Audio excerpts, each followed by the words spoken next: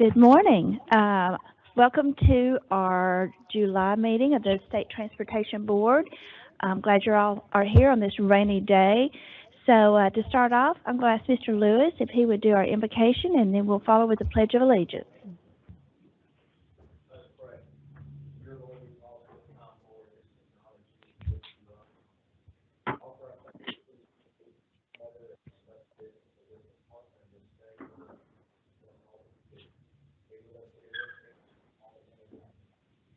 In Christ's name we pray. Amen. Pledge allegiance to the flag of the United States of America, and to the republic for which it stands, one nation, under God, indivisible, with liberty and justice for all. Okay, at this time, I'm going to ask Kristen to do a roll call. I feel like we've got a few people that are dialing in. Okay, I do. Congressional District 1, Ms. Purcell. Present. 2, Mr. Floyd. 3, Mr. McIntyre. Here. 4, Mr. Brown. 5, Ms. Key. 6, Mr. Abel. Here. 7, Mr. Bowen. Here. 8, Mr. Golden. Here. 9, Ms. Dunn. Here. 10, Mr. Boswell. Here. 11, Mr. Lewis. Here. 12, Mr. Morse. Here. 13, Ms. Lemon. Here. And 14, Mr. Sharon. Here. Okay, great. Thank you all for joining us. I hope everyone did get your copy of your minutes from our last meeting and that you reviewed those. If you, right now, could I have a motion to approve the minutes as presented? Do we have a second? All in favor? Aye. Thank you. Okay, at this time, I'm going to ask Mr. Albert Shelby to come forward and give us our letting report. Good morning, Madam Chair, Commissioner, members of the board. I am here to present the projects the department is proposing to advertise for the August 2022 letting. Nope, this thing is going to work today. Oh, there we go. All right. So before we present August 2022, here are the final FY 2022 results. We have led a total of 279 projects. The chart shows the number of projects by improvement type. The value of these 279 projects, excuse me, is approximately $1.564 billion through the June 2022 bid awards, with 266 GDOT LET projects worth approximately $1.491 billion and 13 local LET projects worth $73.6 million. This chart shows a dollar amount distribution by improvement type, with maintenance, bridge, and road projects making up the bulk of these improvements. Here are the results of the June 2022 letting. Of the 53 GDOT LET contracts presented to the board, 37 were awarded, 12 were rejected, and 4 were withdrawn from the letting. If I may, Chair Dunn, just address the number of rejections in last month's letting. Yes, please do. Thank you. So I just wanted to let y'all know that, the price of doing business is going up, and we're seeing an average of about 33% increase in our bid prices compared to what we anticipated to spend. We have met with the contractors. We met with them after the last letting. We are getting good competition still. We are sure that the pricing is what it costs to do business. But we have to balance the funds we have with what we can do. And we know with prices going up that much, we're not going to be able to deliver everything that's in the program. So we really are taking a look at some of the projects that had higher prices. Are there things in the plans that we can do to clarify risk, those kind of things? And also, being the end of the fiscal year, we had to make sure we can only spend the funds we have. So that's why we had such a large number of rejections, and we will be really we always update our cost estimates on an annual basis. We might have to speed that up for some of our projects on the rolling average of updating cost estimates to really look at what's coming ahead and make sure that we know that what we deliver in the next year is what we want to be delivered in the next year. So I have a question too. Mr. Brown? On these prices that are over bid, what percentage are they over the bid? It's a great range. I mean, it ranges from, we consider it over if it's more than 10% over, but Right. the range could be anywhere from like 12% to 80, 90%. I mean, it's a great 80, range, but the 90%? average is around 33% or so. Oh, Mhm. okay. All right, Ms. Key? And Meg, long-term, as we hope that the supply chain will correct itself at some point, is there a strategy or is there a plan for the department in terms of to mitigate some of these prices in the interim? Well, we have a very robust estimating process, and we do a very good job of keeping up with what the price of elements are in all of our projects, and materials and labor and everything else. So we know that the prices that we're putting forth are going to be competitive with what the bids are that we're getting as well. But it's just been so extreme in the last few months, so we hope that as things correct themselves, that prices will come back down. But if not, then we'll have to assess a lot of things about the program to make sure that we can deliver what we need to deliver. Okay. Thank you for that clarification.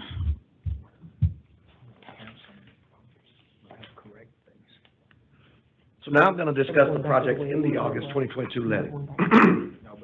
We have a total of 12 projects, and all are GDOT levy. The next slide lists those 11 non-TIA projects arranged by congressional district. Please note that this letting does not have any capital maintenance projects in this list, as we've shifted them to the fall to receive better bids from the industry. That was at their request.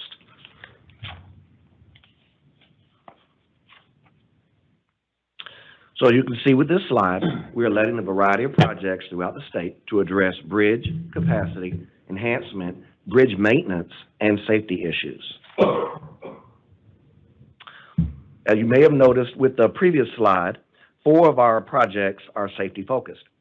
We propose to let a variety of safety projects, including roadway signage, cable barriers, and a roundabout. These projects are a great example of our continued commitment to improve the safety of the traveling public. The first highlighted project will construct a single-lane roundabout at the intersection of State Route 25, which is also US 17, and State Route 99. This roundabout will improve the operational efficiency by removing the current stop condition. The roundabout will also improve safety. This next project is the replacement of the structurally deficient bridge on State Route 85 over Whitewater Creek. The existing bridge was constructed in 1960, 62 years ago. Here's a ground view of that bridge to be replaced. This project consists of the widening of State Route 9, which is Atlanta Highway, from the existing 2-lane roadway to a 4-lane facility with a raised median and urban shoulders. The project begins north of the intersection of State Route 371, which is also Post Road, and ends at the intersection with State Route 141 for a length of 3.56 miles. This state-funded project will improve additional capacity for this road, and as well as a connection of several projects that will widen State Route 9 from Alpharetta to Cumming. This project consists of the widening of State Route 31, which is State Route 89 as well, from north of Walnut Road to north of State Route 520, from 2 lanes to 4 lanes with a median. The project length is 3.7 miles. This state-funded project will provide additional capacity for this roadway and is part of the Governor's Road Improvement Program. Now I'm going to talk about the TIA project. So there's one TIA project in this particular letting. This project will widen a 1/4 mile of 8th Street to accommodate the center turn lane from I-75 to Virginia Avenue in the city of Tifton. The dedicated westbound left turn lane will be added to the intersection of 8th Street and Virginia Avenue to assist traffic turning south onto Virginia Avenue. The total TIA investment is $950,000. So we have 12 projects proposed for the August 2022 letting. This chart shows the distribution by improvement types. The estimate of these projects in the August 2022 letting is approximately $95.4 million. This chart shows the dollar amount distribution by improvement type. I now ask for your consideration for approval for the proposed projects presented for the August 2022 letting. Do we have a motion to approve the August letting? So moved. Any questions or comments? All in favor? Aye. Any opposed? Aye. Okay, thank you, Albert. That was a very good report. Thank Thank you. Okay, at this time, Matt Markham, our Director of Office Planning, is going to come up for revisions to our construction. Good morning. Thank you, Madam Chair, Commissioner, and members of the board. It's a pleasure to come before you this morning to bring you proposed revisions to the construction work program. As we usually do, there are two sets of revisions, one that is coming to you for awareness that'll come back next month for action, and then one that came to you last month for awareness and are coming to you for action this morning. So first, there are a few that will come back next month for action that'll be aware today. Two requested revisions, both are additions. One, an interchange in Bryan County in Congressional District 1, and one, a slope repair project in Lumpkin County in Congressional District 9. And so the ones that come before you this morning for action, there's a total of 15 projects, all of which are additions to the program. 13 are bridges in Congressional Districts 4, 9, 10, and 12. One is a bike ped facility in Fulton County, and one is a slope repair project in Lumpkin County. You can see those here.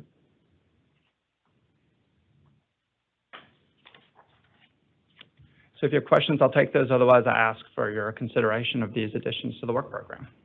Okay, do we have a motion to consider these revisions to our work program? Do you have a second? Any comments or questions? All in favor? Any opposed? Thank you. Thank you very much. All right, I think it's time for our commissioner report.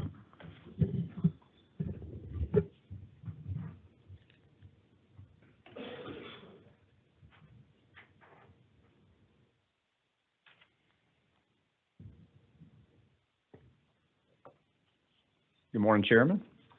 Ladies and gentlemen of the board, it's a pleasure to be with you. Sabrina, great to see you. It's my pleasure to provide our commissioners update for this month, starting with state fund collections for June, as Albert just mentioned, which closed out FY22. For June, collections totaled $19.19 million. Excise was $262,000. I remind you that excise has been suspended. That's as DOR collects or does any corrections or updates that a fuel distributor has to pay. That's why there was a little bit of money in that instead of zero. Transportation fees totaled $18.9 million. That brought fiscal year to date, to close out FY22, to $1.814 billion in total, $1.6 billion in excise, $212 million in transportation fees. So if you're wondering, from April through June of what the suspension of the gas tax here in Georgia has totaled, we estimate that being right about $294 million in transportation fees. I remind you that, in excise. So I remind you, though, that our budget has been set, and we're moving forward. Our budget has been set, and we're operating based on our budget. So no concern at this point, but that's what the numbers reflect. Let me move into our total employment figure. Closing out last month, 3,596 employees, which also include 30 maintenance temporary staff. We hired 57 employees last month and had 38 employees separate employment. So a little bit on the plus side. That's always good as we're plussing and try to continue to improve our head count. As it relates to procurement, 89 contracts were executed last month for engineering, design, professional services, geotechnical, right-of-way, things like that.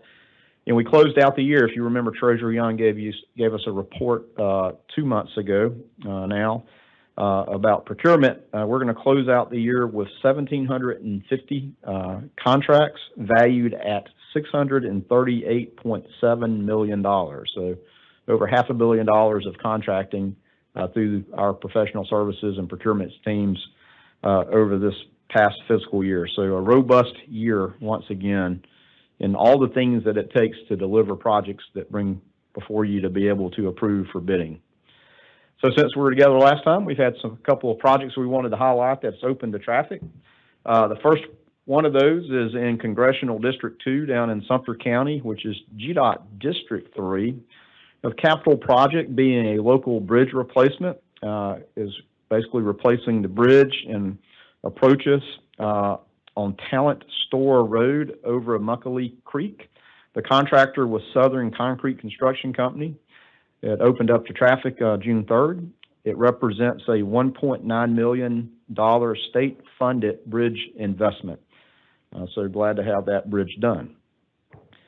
Staying in Congressional 2, but moving over into Warren County, which is GDOT District 4, another capital bridge replacement, this time on the state route system of State Route 45 over Dry Creek.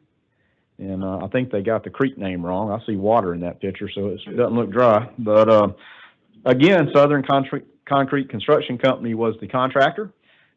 Finished up and opened to traffic on June 16th, representing a $3.7 million investment with the construction of the bridge coming from bridge bonds.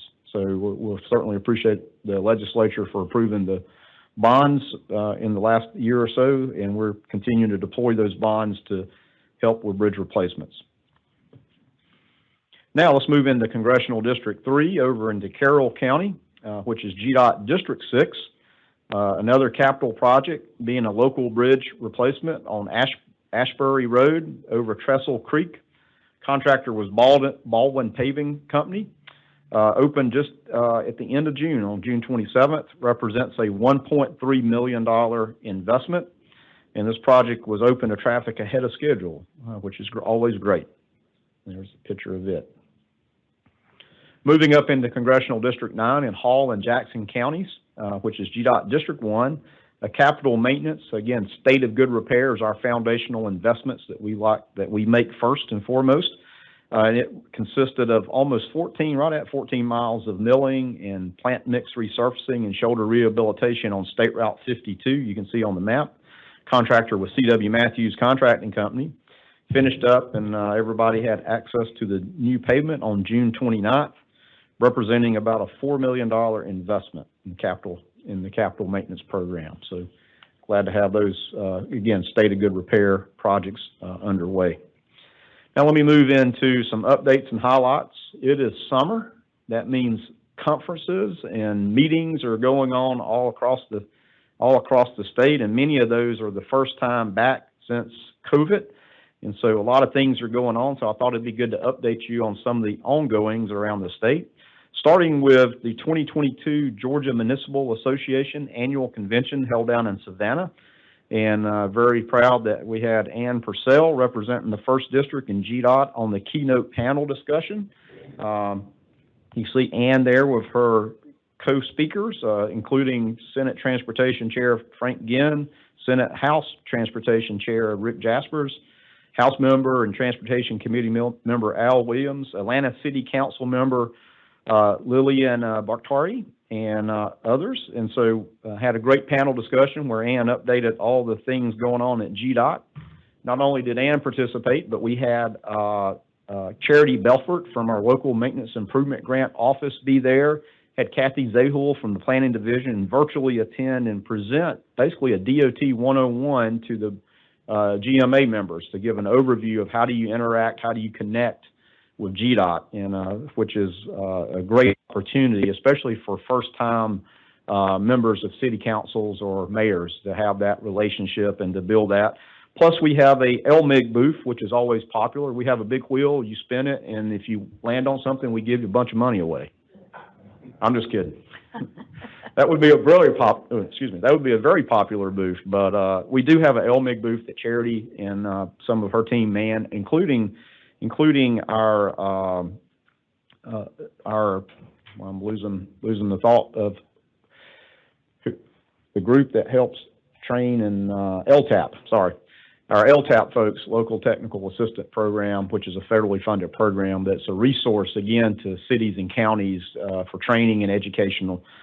So always a popular booth, but glad to have our participation and representation at GMA.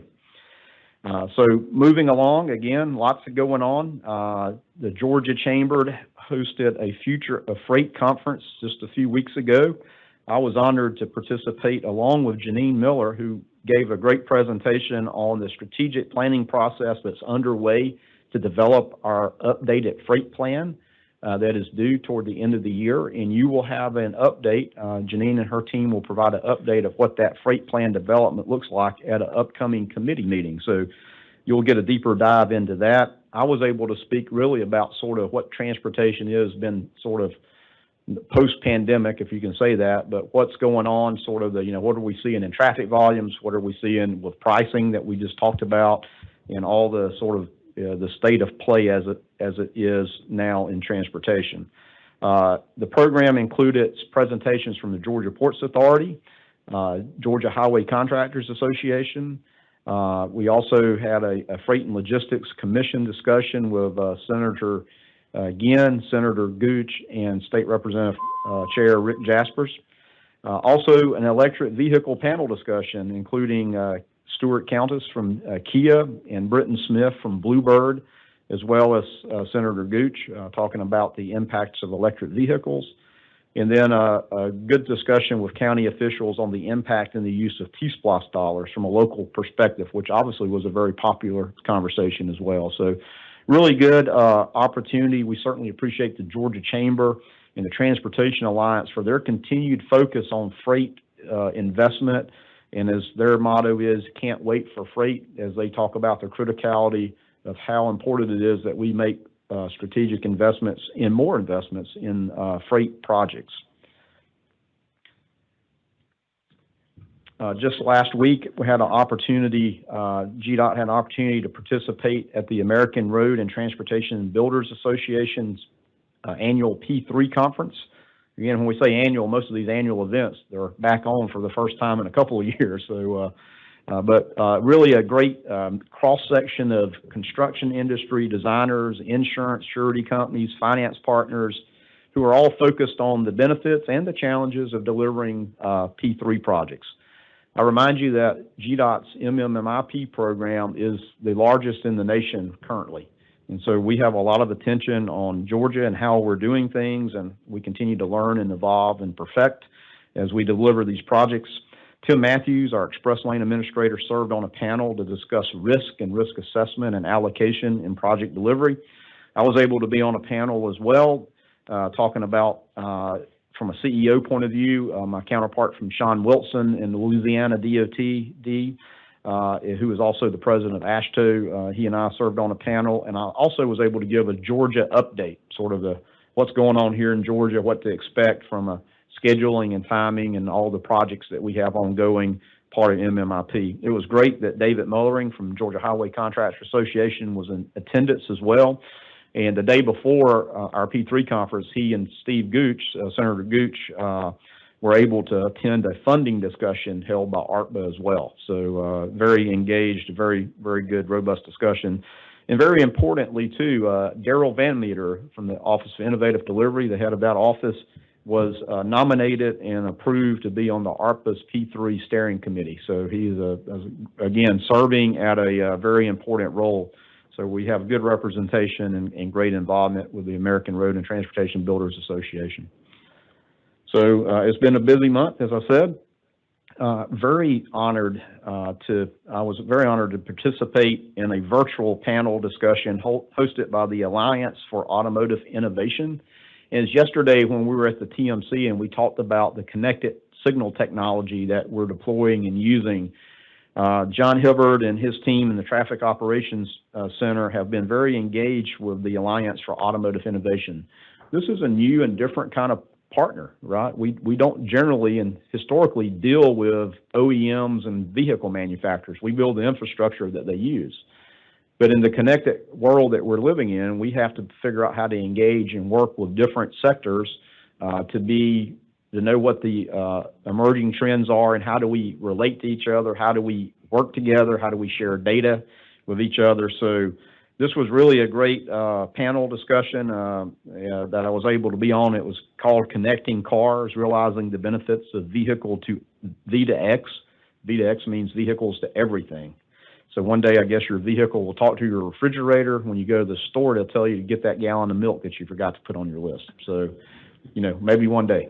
But we're working on the safety things first and foremost. The panel also included USDOT and NTSB and my counterpart from Michigan DOT, the commissioner from up there. So we had a great discussion there. And again, appreciate that opportunity to connect with folks.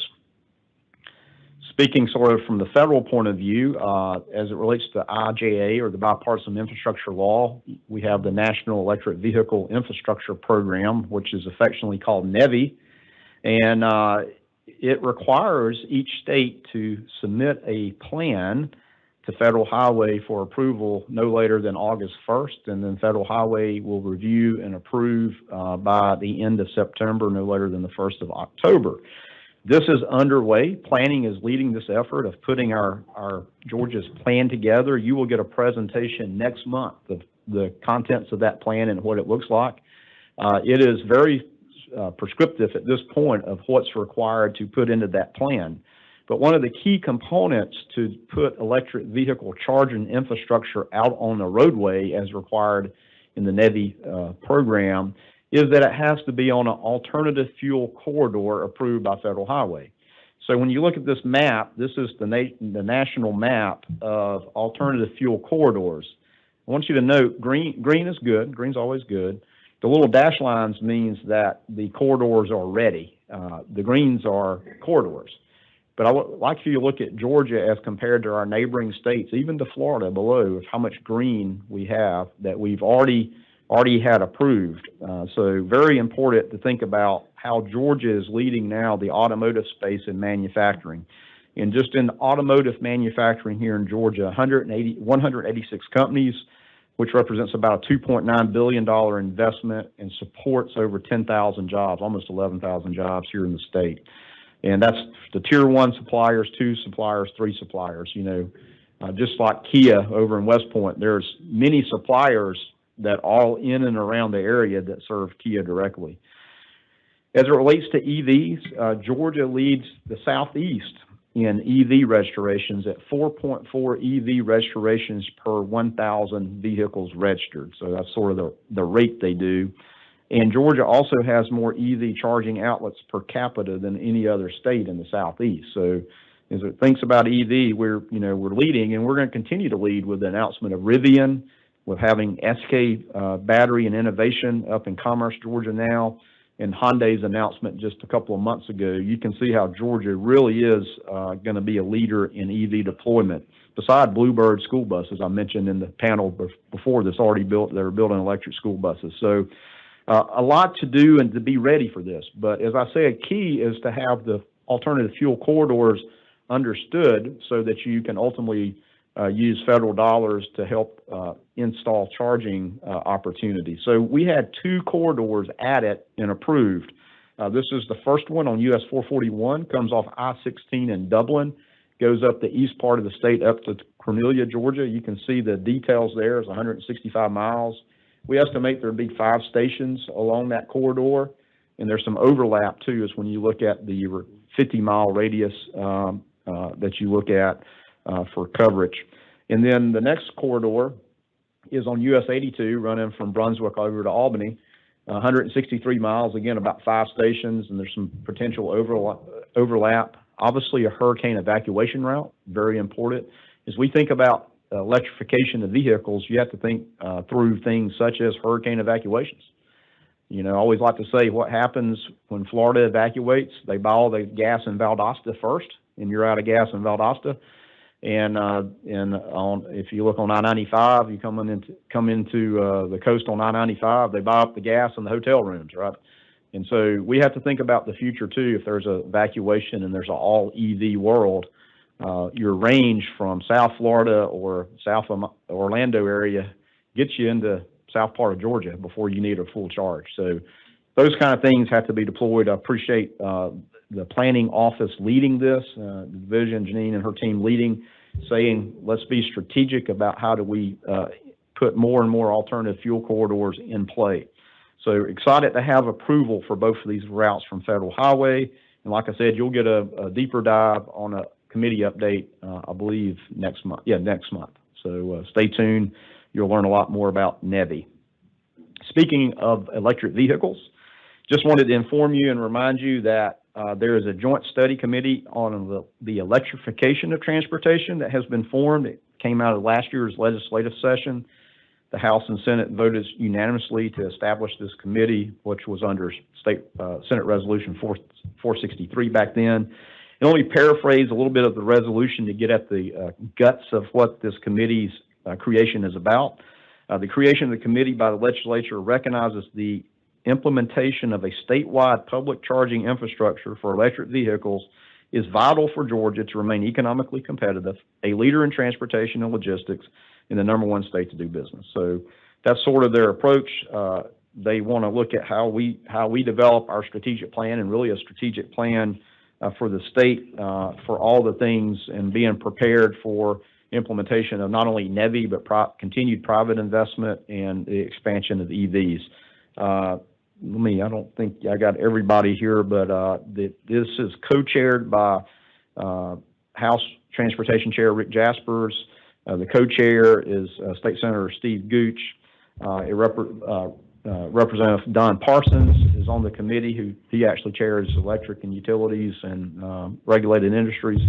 Representative John Corbett, Representative Alan Powell, Senator Bill Calzert, Senator Frank Ginn, who's the transportation chair, Senator Larry Walker, Senator David Lucas is ex officio, as well as Senator Randy Robertson's ex officio.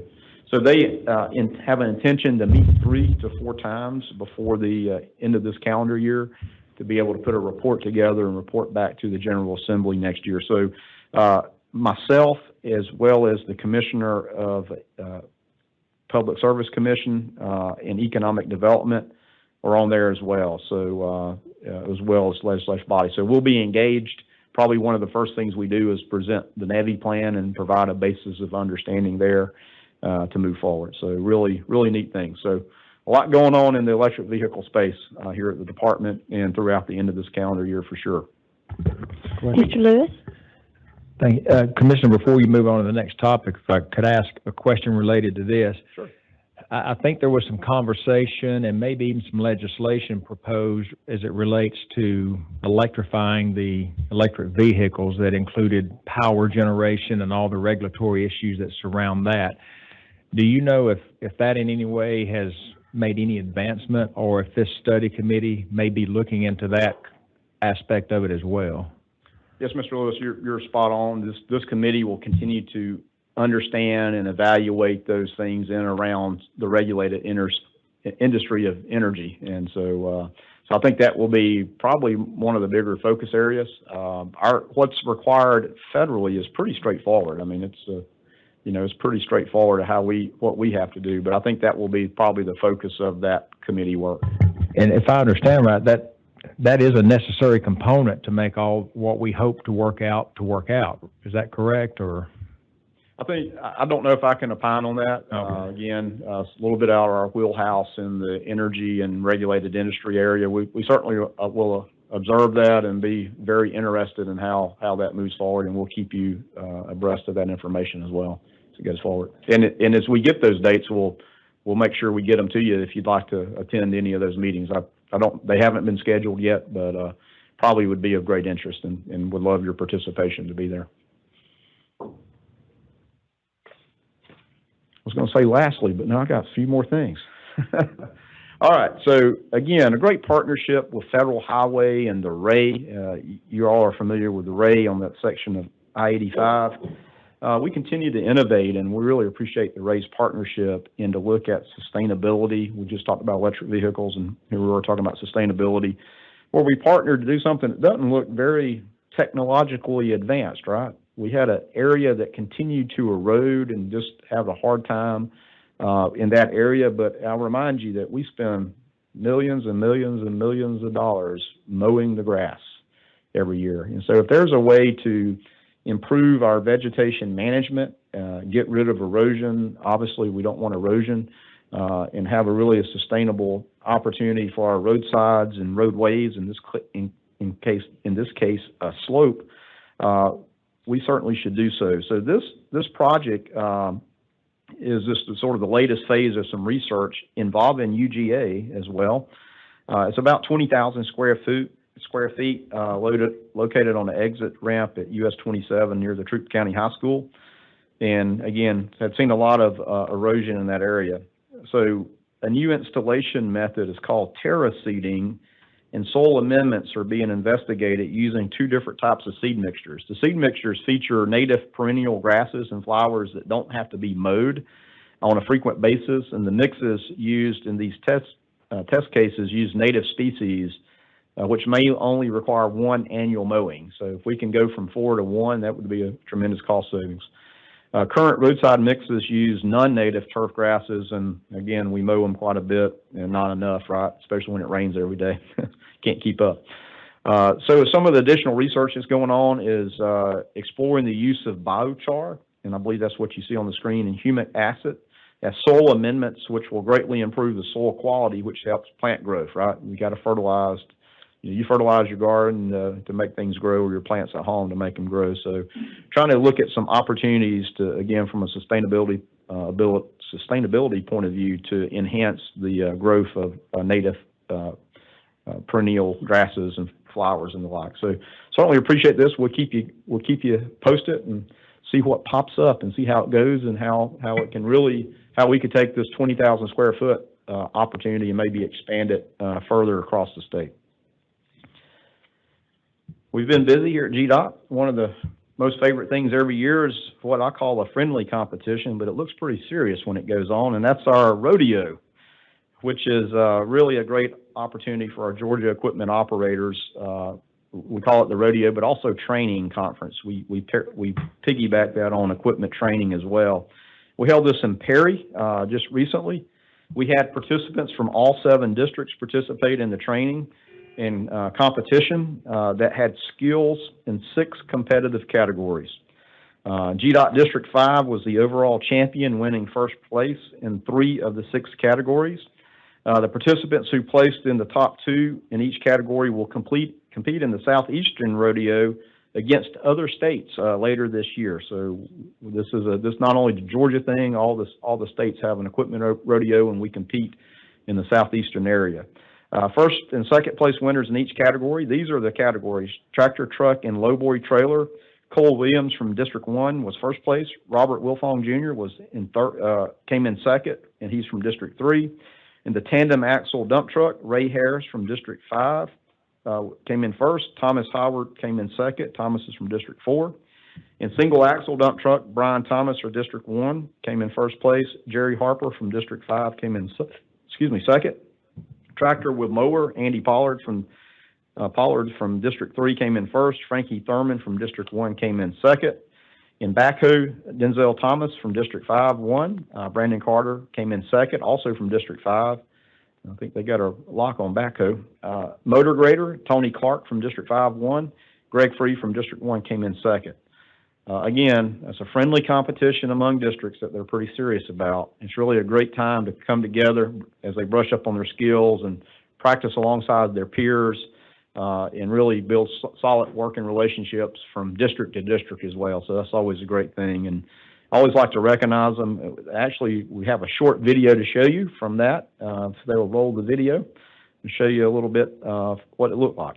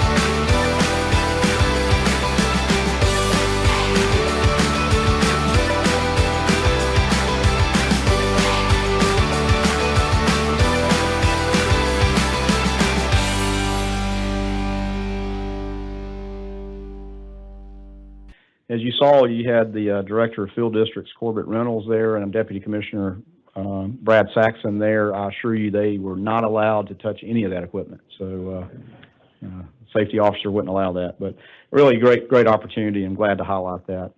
Let me end with this. Yesterday at TMC, we talked a little bit about emergency response and things we do on a daily basis, and talked about usage of drones for inspection. I guess 2 Fridays ago now, we had a very eventful day. It's July 8th. There was an incident with a truck hauling some ag equipment on I-75 that struck the Hawkinsville Road overpass bridge, which is an interchange on I-75. And you can see this beam on the left to the right side has been severely deformed, and the next one in. And if you look at the picture on the right, you can see the concrete part of what holds up the bridge is severely cracked and damaged.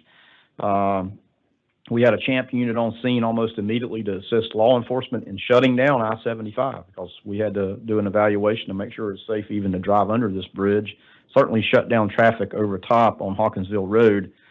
We were able to get the traffic detoured up the exit ramp and back down on the on-ramp to go around, but obviously caused severe backups.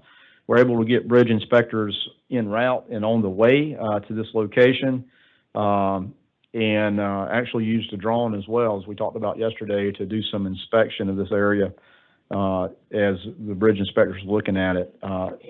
The overpass portion, the bridge portion, had to stay closed, but I was very proud of our District 3 team who was able to install temporary traffic signals so that we could get one lane of the bridge open back and forth. There's a truck plaza here.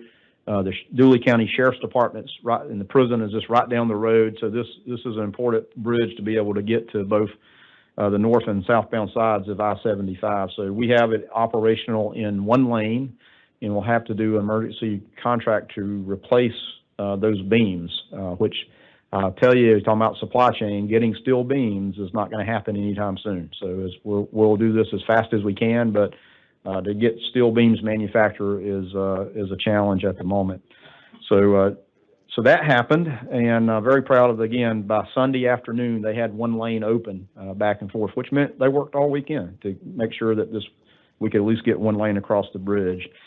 And if your Friday's not going well enough, that was open, I think probably 3 or 4, something like that. On I-95, about 5 o'clock, we got notice of another bridge hit, an overpass bridge on Quaco Road, which is I-95 southbound, just past the I-16 I-95 interchange. I mean, it's the first overpass just south of on 95 below I-16. So when our area manager, Randy Rhodes, arrived on the scene, police were able to provide him a video that we'll show you now of what actually happened. You don't always get this, but thought you might find this interesting. So see if we can roll the video. This has no music, by the way. If you can see, that's a dump truck with its bed up going down I-95, with cars going right by it. Oh, wow. So, yeah, I'm really concerned. Believe it or not, none of the cars were involved or injured. The driver certainly was injured.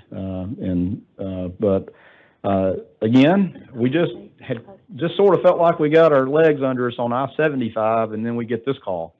Again, bridge inspectors en route, area manager Randy Rhodes on scene, were able to inspect the bridge, and actually it was safe to open back up. There is damage that has to be repaired, but not structural enough that we had to close the bridge. That is a very busy overpass bridge. I know Ann knows that area very well.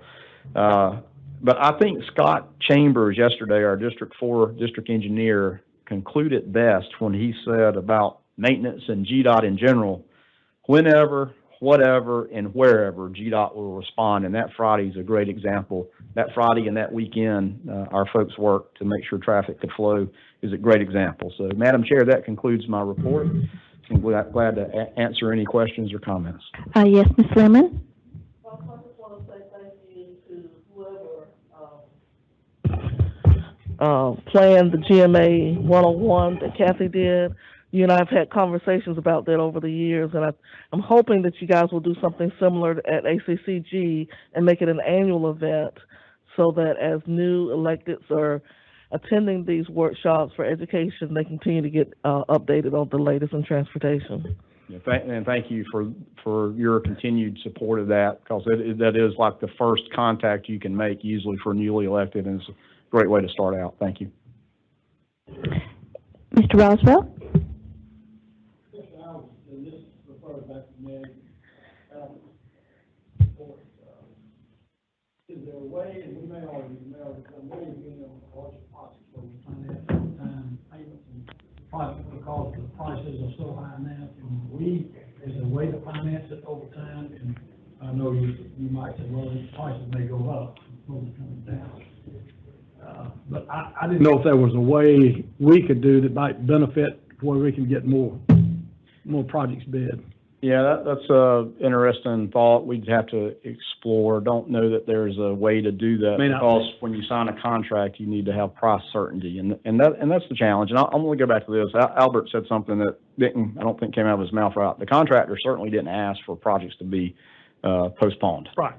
So those are business decisions we're making, and that was on resurfacing because the cost of the barrel of oil was hit an all-time high. It's gone down. It's bounced back up. Retail price of gas has gone down, but it hadn't tracked exactly with what the barrel of oil was. And so many things are driven by the barrel, price of fuel or the barrel of oil, especially asphalt. So we were hedging, again, from a business decision, thinking that letting projects this fall that more than likely wouldn't have been paved this calendar year anyway, put them out to bid through fall and early next year so the contractors can bid the work, know what work they have. Very important, too, from a business point of view, that they know what work they have in their future. This is a balancing act, and I certainly appreciate and don't want to sit in their shoes either from a private industry point of view of trying to figure out what their future workload may or may not be.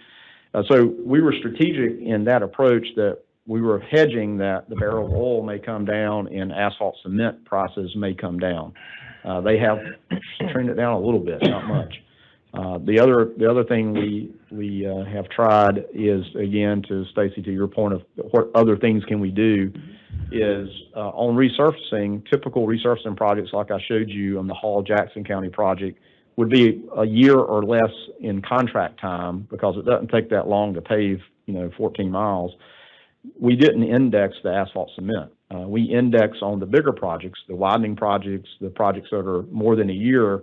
There's an index, so the contractor bids a base amount, and then based on when the asphalt is actually placed, we look at what it was bid at, and if the asphalt cement is more per ton, then we make an adjustment up. If it goes down, we make an adjustment down. And so we applied that to resurfacing projects as well. The challenge is everything's just super high right now. So even with the index, we didn't see really sort of what we might have thought might be a cost savings. And those are things we had a great discussion. I think Meg mentioned this, a hard discussion with David Mullering, and I want to commend David and his executive team at Georgia Highway Contractors, because we're at the table with each other. We're really trying to understand the challenges they face. And, they bid projects a year or two ago. Fuel prices were nowhere near what they are today. So, this is a really challenging time for our contractors. It's a real concern for our smaller contractors, our DBE contractors as well, because they're usually the last ones in. Usually, stripes or guardrails or grassing and those kind of items, they bid the longest ago. So these are a real impact. So we're trying to understand that. The financing piece, I don't know there's a way there. Something to think about. The other things we do that's not a big help, but we're trying is we've always had this, that the contractors can, especially the big materials like a steel beam, like I was talking about, that have a big lead time, that have a lot of cost, is we're able to do something called a materials allowance, which as soon as they get an invoice, we can pay for the material cost. And then when they incorporate it in the work, we pay the rest of the value of what they did to basically install the product. And so that may help, and it may help the contractors get their materials bought sooner in the project. The issue, though, is being able to store the material, and where do you place it? You got to keep it safe. You know, in a lot of these urban jobs, there is just not any real estate to stack up material. So we're trying a lot of things. This is not unique to Georgia. Other DOTs, our SASHTO call not long ago, you know, we're talking about this.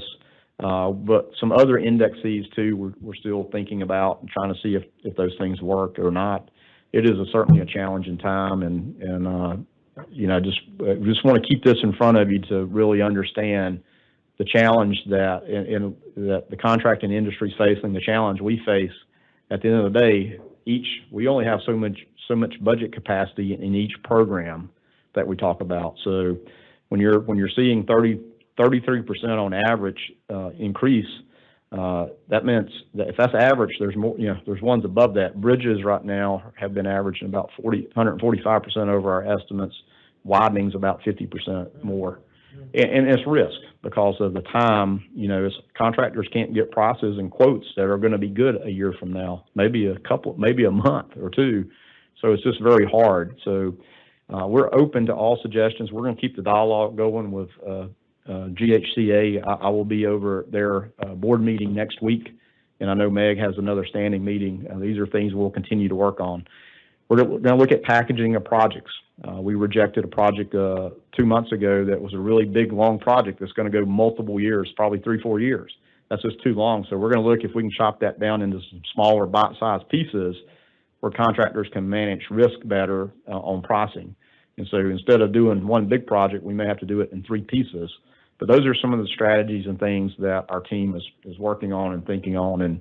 And Meg mentioned too, our estimating staff does a really good job. I mean, they're getting the same prices as the contractors are getting. So it's just a matter of this is what it costs now, but that's not what we have in our program.